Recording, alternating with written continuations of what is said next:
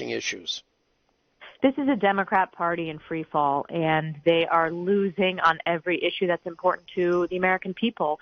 And you know what wasn't mentioned in that speech? And inflation wasn't mentioned, the crime crisis wasn't mentioned, border security wasn't mentioned, energy prices weren't mentioned. Those are top of the mind for voters. And we look at the polling. Democrats are losing on every issue that matters when it comes to top 3, top 4, top 5 issues. And as House Republican Conference Chair, that was my main focus in terms of developing the messaging is we are going to talk about the issues that actually matter to the American people as they are making their decisions on the type of future they want for our country.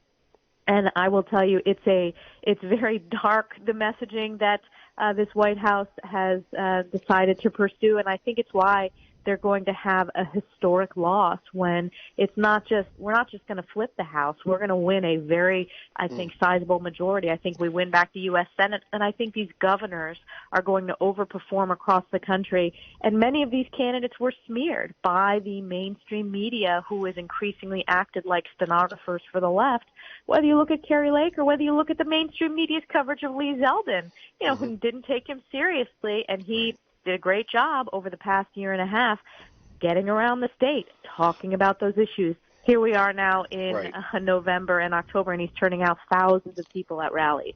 Elise, talk to me about, because if the Republicans do take over the House of Representatives, you will be the number 3 person in the House. That's a pretty powerful spot to have. We do have inflation. We got high gas costs. You've got immigration issues continuing on the southern border. Where are we going in January of 2023 if the Republicans do take over the House? We believed it was very important when it came to running in this election that not only we expose the crises that Democrat policies have created with single-party rule, but put forth our agenda. So we spent the past year developing our commitment to America, which really is our guide for the first 100 days in the first year in Congress, focused on 4 major pillars: an economy that's strong, so immediately stopping the trillions of dollars of reckless spending that we've seen in Democrat majorities in the House and Senate, bringing our budget back towards balance. When it comes to energy, which is an important part of a strong economy, unleashing American energy independence. We have a package of bills that have been introduced, although Nancy Pelosi hasn't brought them to the floor. No surprises there. We are going to bring them to the floor. In terms of a nation that's safe, making sure that we secure the border. We've been working with the Homeland Security Committee, Border Patrol, the National Border Patrol Union, to make sure that we are delivering the resources when it comes to securing the border, that we are ending the catch and release policies, that we are conducting oversight over the flights of illegals into states like New York in the dark of night.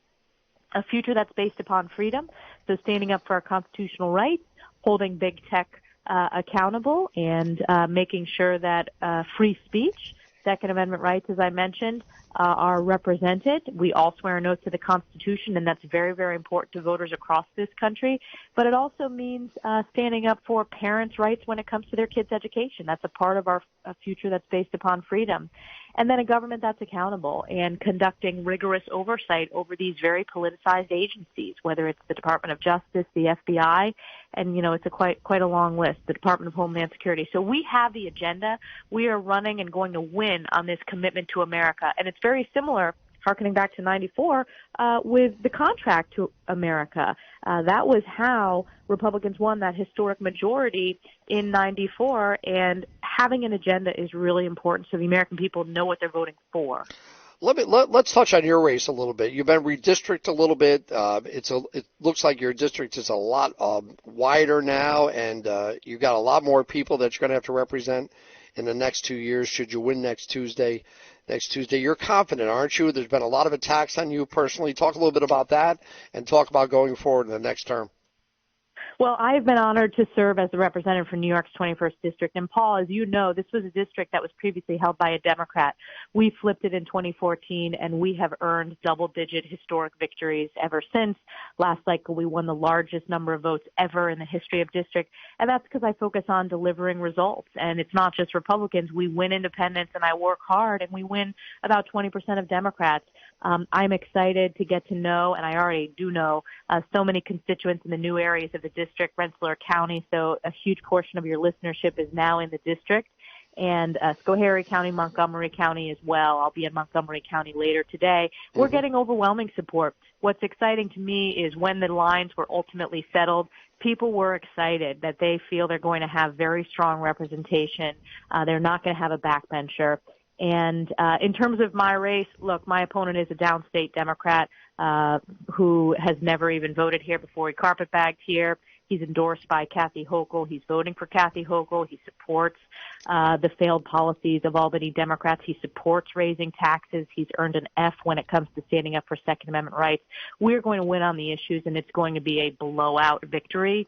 And it's because we're going to continue working hard. And on top of that, those are the partisan policy differences.